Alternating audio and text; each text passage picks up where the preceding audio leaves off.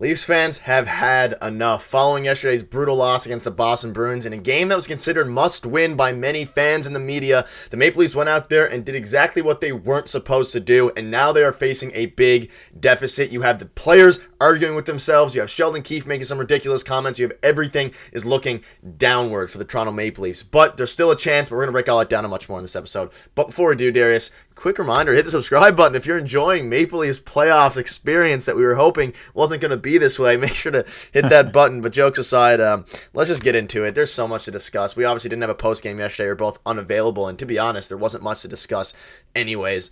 There's so much to discuss from yesterday's game, Darius. I know you have a lot to say. I have a lot to say as well. You look at the TJ Brody stuff.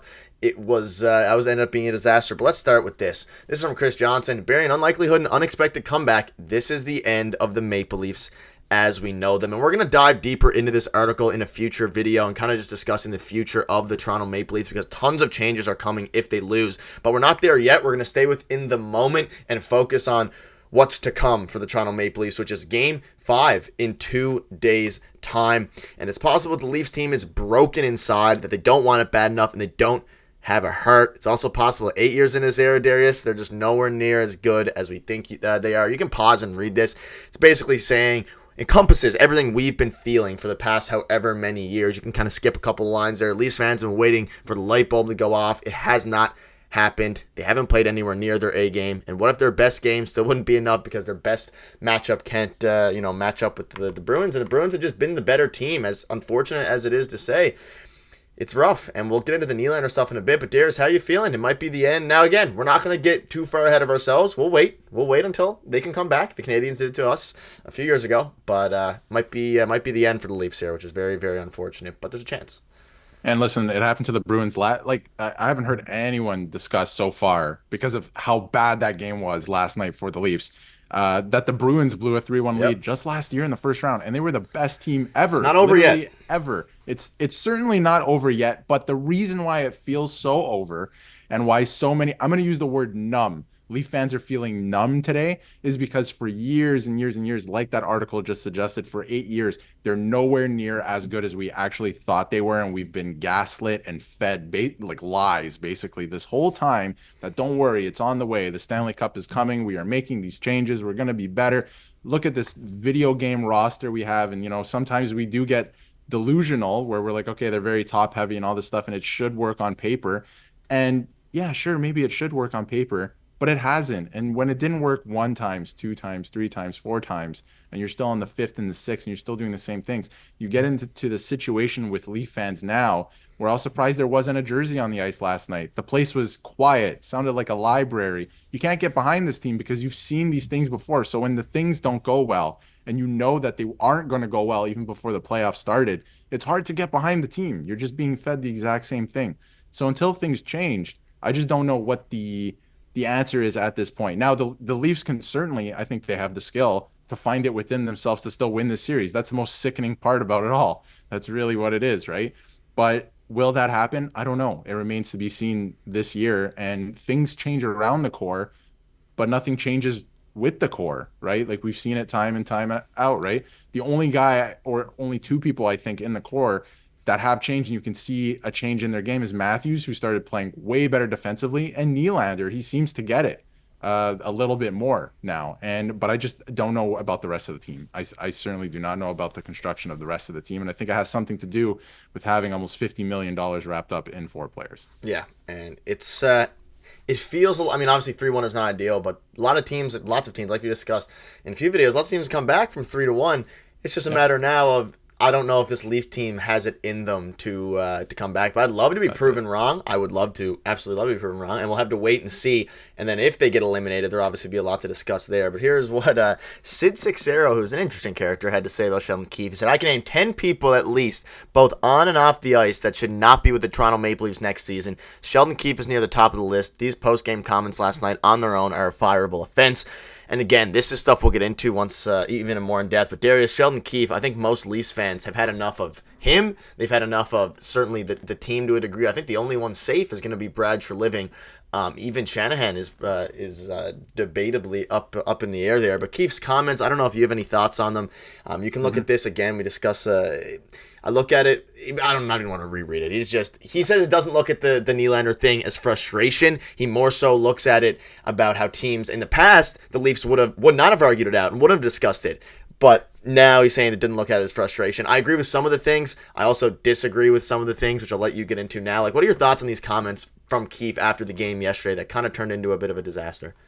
Super weird. Just odd comments. Yet it's absolutely frustration. When you're looking at the guys yelling at each other on the bench, it's because they are frustrated. All of this is built and all these weird decisions and the inability to adapt within a game for years builds to situations like this. Now, let's, as Leaf fans and people who do still want the Leafs to win, because I certainly still would like to see the Leafs win in this. I wouldn't like to see them lose in 5. When you look at other teams who have won, when you look at the Pittsburgh Penguins in 2016, Kessel and Malkin going at each other's throats, swearing at each other, they come out of it, they win the Stanley Cup just because they wanted the best out of each other and they demanded the best out of each other. Chicago Blackhawks, same thing. Patrick Kane yelling at Jonathan Toews sometimes, Brent Seabrook getting into it with those two. All these guys, right? You demand the best out of each other. And the fact that it has taken this long for the Leafs to get to this point where they're yelling at each other because they're frustrated, because they're demanding the best out of each other, it is a good thing, but wow, is it ever late? It is so late for this, right? And they're one game away from, they're done with this group, this experiment. You're one game away now, and you waited until that point to explode with this emotion. You need to play with this emotion. That's how other teams get to this point. They play with the emotion, and they just feel like a very robotic team up until last night. But again, it might be too little too late. So odd comments from Sheldon Keefe, because I would like the team to play with a little bit more emotion. And it's certainly frustration. I don't know. I think what he means is frustration in terms of like they're not going to go out and take dumb penalties. They want to turn it into motivated play. But they are absolutely frustrated as a team. They demand the best out of each other. And I don't think they want to be broken up. But the fact of the matter is we've seen it year in, year out. I don't think this model works. I just don't think it works. And it goes through everything. Brendan Shanahan, Sheldon Keefe. I know Brad Treliving just got here, so I don't know if he will be a casualty of that. But everything just does not seem to be working. Yeah, it's to say the least. It's definitely frustration, but I can see what we're talking about. Oh, in case you missed it, is the censored version. Matthews crying and Nylander saying, "Stop crying, bro." That's what he said to him on the bench after you see Marner throw his gloves, I don't know if he threw a stick, but he was throwing a tantrum a little bit. Threw a stick to on the bench, and that's what he's saying. Stop effing crying, and I mean, I don't even hate that. Like, obviously, they need something. Nylander coming back after playing with a migraine, probably still has a migraine, to be honest, and he is having to deal with Nylander, has been quiet all series. Had one of his better games yesterday, which was funny enough, and they still ended up losing the game. But Darius, it's going to be interesting, and there's a lot more to discuss in the future. But Leafs fans have just absolutely had enough. People were not on Mitch Marner's side. Mitch Marner's been going through the most hate I've seen in a while from a Leafs player, and that's saying a lot because of how Toronto media is. But any final thoughts on this before we wrap it up? Leafs fans are fed up. The series is not over. There's still lots of time left. Not really. There's 60 minutes of hockey left if they want to have a chance to continue. And any thoughts before we wrap up? I hate to dump on Mitch Marner because I think he's a talented player, but what we saw last night, besides the goal, is a little ridiculous. And like Kelly Rudy said, he's throwing his gloves like a 9-year-old. Like, you really only see that in junior hockey like that. Guys were giving it to him on the bench. Like, we don't know exactly who Matthews and Nylander were yelling at, but you can make the assumption that they were yelling at Mitch Marner. They're right beside each other on the bench. Matthews giving it to him. Nylander, again, stop effing frying, bro. And then a lot of people were saying that he said after that, this isn't junior hockey. It looked a little bit more like shoot the effing puck to me. But anyway, you can take a look at the video and make your own assumptions. We're not going to find out exactly what he said, but anyway, I love the emotion. I love the emotion from Nylander, and he's telling him, listen, your head isn't in this game. You aren't in this game. You aren't engaged. And every time somebody hits you, you're looking at the ref. Like, stop crying and just get into it with the rest of us, right? Come to war with us.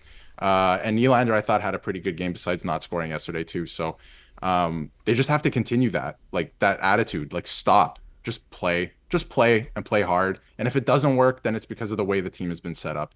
And that's what it will be, right? But just put your head down and work, get to work.